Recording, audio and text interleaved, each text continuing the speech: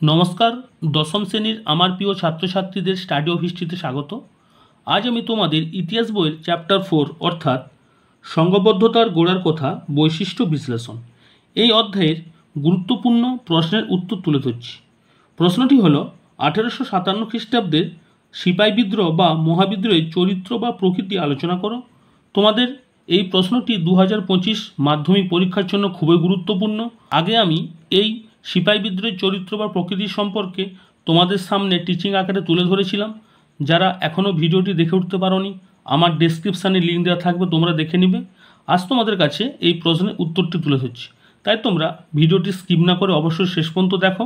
এবং যারা আজ আমার চ্যানেলে নতুন, তারা অবশ্যই চ্যানেলটি সাবস্ক্রাইব করে পাশে থাকা বেল আইকনটি অল করে নাও, তাহলে তোমরা অধ্যায় ভিত্তিক টিচিংস এবং নোট সব কিছুই পেয়ে যাবে।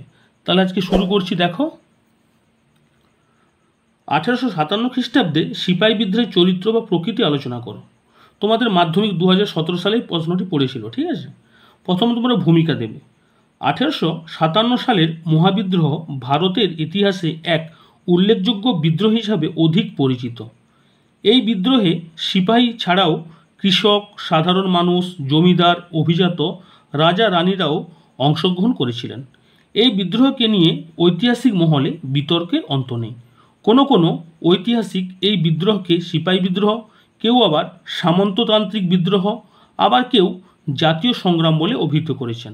বস্তুতপক্ষে ভারতের ইতিহাসে এই বিদ্রোহের চরিত্র ও প্রকৃতি নির্ণয় করা বিতর্কিত বিষয়। তারপরে তোমরা পয়েন্ট করবে বিদ্রোহের প্রকৃতি ও চরিত্র। প্রথম পয়েন্ট কি না, নিছক সিপাহী বিদ্রোহ।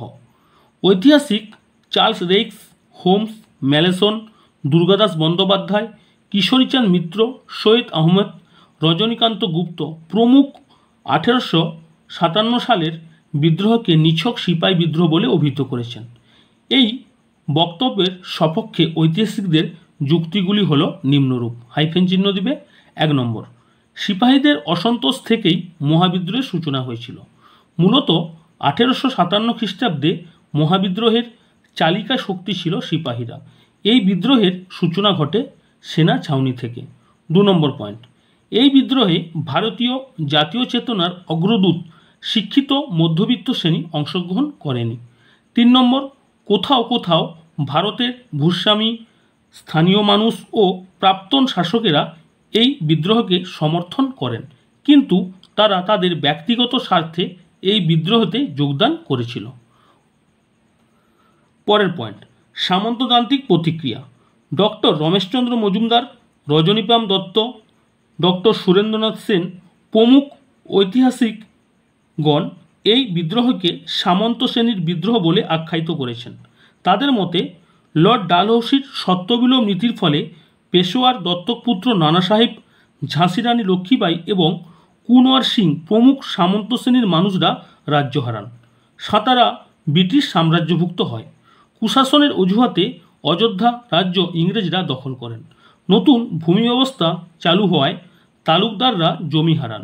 এর ফলে রাজ্যহারা রাজা রানী, তালুকদার, কৃষক এবং চাকরি হারানো সৈনিক ক্রুদ্ধ হয়ে ওঠে এবং 1857 বিদ্রোহে অংশগ্রহণ করে। তাদের মতে যে যুক্তিগুলো ছিল সেগুলো দেখে নাও। 1 নম্বর, রজনীপাল দত্ত, পিসি যোশী ও তালমিচ খালদুল এর মতে 1857 খ্রিস্টাব্দের ঘটনা ছিল জমি হস্তান্তর ও শ্রেণী সংঘাতের প্রতিক্রিয়ার ফল।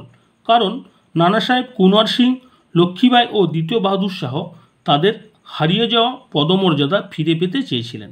2 নম্বর, ডক্টর রমেশচন্দ্র মজুমদারের মতে এই বিদ্রোহ ছিল ক্ষয়িষ্ণু অভিজাততন্ত্র ও মৃতপ্রায় সামন্তদের মৃত্যুকালীন আর্তনাদ। 3 নম্বর, এরিক স্টোকস এর বিচারে এই বিদ্রোহ ছিল একদল গ্রামীণ ভূস্বামীদের স্বার্থ রক্ষার প্রয়াস।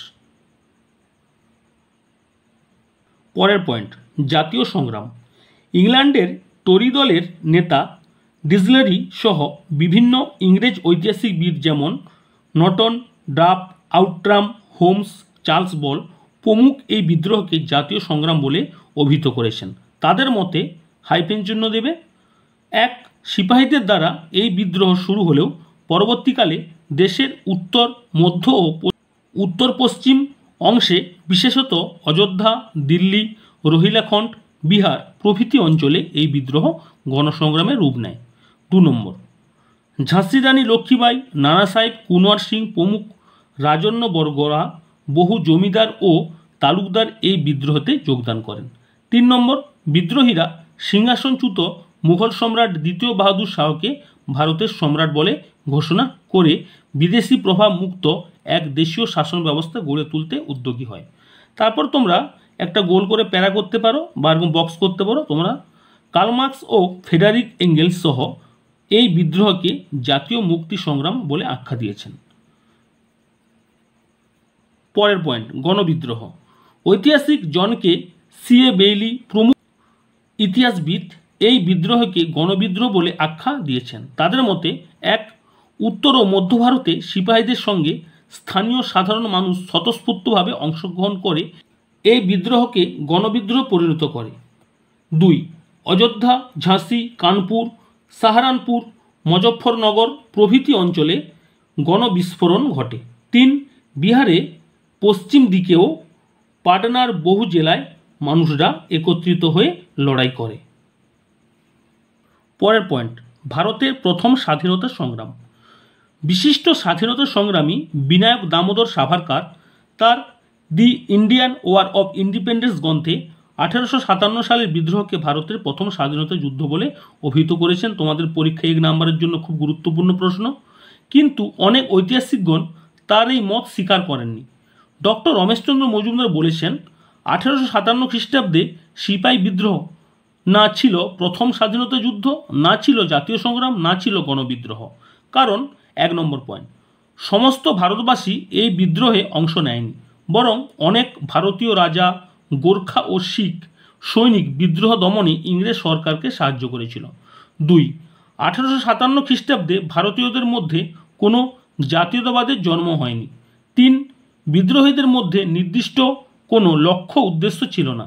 তাছাড়া 1857 খ্রিস্টাব্দে বিদ্রোহকে প্রথম স্বাধীনতা বললে পূর্ববর্তী বিদ্রোহগুলির ক্ষেত্রে একই কথা বলা প্রযোজ্য হবে। আবার অন্যদিকে শশীভূষণ চৌধুরী এই বিদ্রোহকে গণসংগ্রাম এবং জাতীয় যুদ্ধ বলেছেন।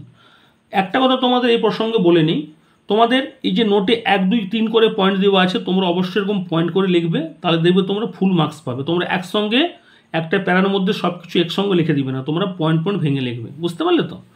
পরের পয়েন্ট, কৃষক বিদ্রোহ। কোনো কোনো ঐতিহাসিক 1857 খ্রিস্টাব্দে বিদ্রোহকে কৃষক বিদ্রোহ বলে বা কৃষক বিদ্রোহ রূপে অভিহিত করেছেন। ঐতিহাসিক তালমিজ খালদুনের মতে কৃষকরাই এই বিদ্রোহে মরণপণ সংগ্রাম চালিয়েছিলেন। সমকালীন ইংরেজ কর্মচারীরা ও এই মতকে সমর্থন করে বলেন ব্রিটিশ জমি দখল নীতির কারণে কৃষকরা আন্দোলন করেন। পরের পয়েন্ট, মুসলমান চক্রান্ত। ঐতিহাসিক I.H. কুরেশি ও সৈয়দ মইদুল হক 1857 খ্রিস্টাব্দের বিদ্রোহকে মুসলিম চক্রান্ত বলে অভিহিত করেছেন। এই বিদ্রোহে তারা মুঘল সম্রাট দ্বিতীয় বাহাদুর শাহের পুনঃপ্রতিষ্ঠাকে লক্ষ্য করে এবং উত্তর পশ্চিম সীমান্তে বিদ্রোহীদের তৎপরতা লক্ষ্য করে এই মতের আখ্যা দেন। শেষে তোমরা মূল্যায়ন লিখবে, পয়েন্ট করবে।